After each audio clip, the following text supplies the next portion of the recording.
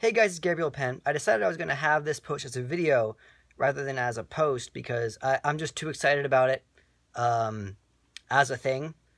And see, I'm trying to keep my focus on my face, but there's a camera over here and my face is over on this thing and it's hard for me to focus, so I apologize to all the viewers who are wondering why I'm not looking right at them.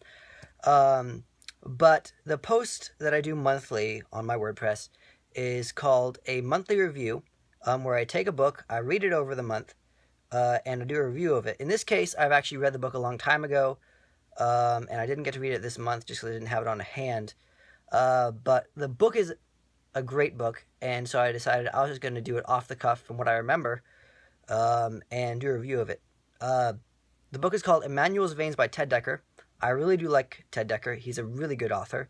And I loved Immanuel's Veins. In fact, I read it in about 6 to 7 hours. I started it in the middle of the night and pulled an all-nighter to finish it because it was just that good. It's an excellent story. It follows St. Thomas, who is like a beast hunter in Russia. And it is an allegory, in fact. It's a Christian allegory. That's why at the beginning it says, this book is for everyone, but not everyone is for this book. Because as Ted Dekker is a Christian, he obviously wants people to be going to heaven, I assume. I assume he's a good kind of person. And so he wrote this book as an allegory of the love of Christ for his people.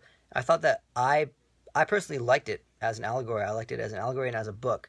I thought it was excellent writing. I thought the characters were really good. I thought the flow of the story was good mostly.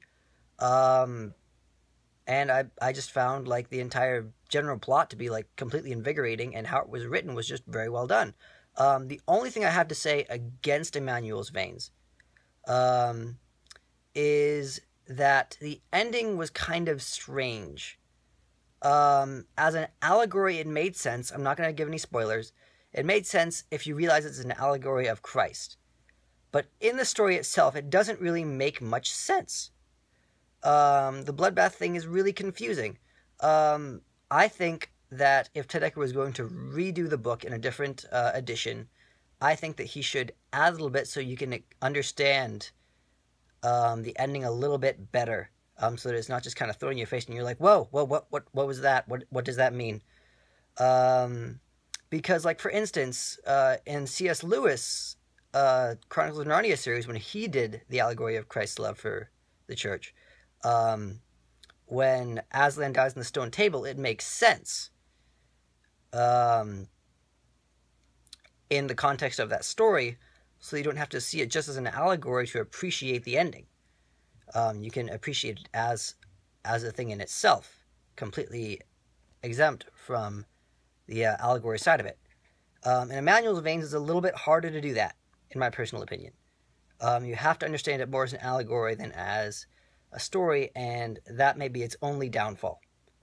But in general, I would definitely suggest this book. It is an amazing read, like, incredible. I don't say very much about it, other than that it's an incredible book, just because I feel like I would spoil something so bad if I tried to do that. I am terrible at giving spoilers for books.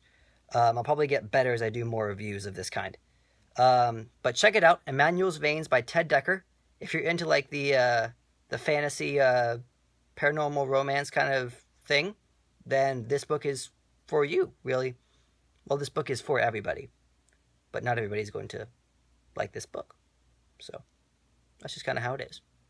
All right, because I'm really bad at endings, signing off. Gabriel Penn.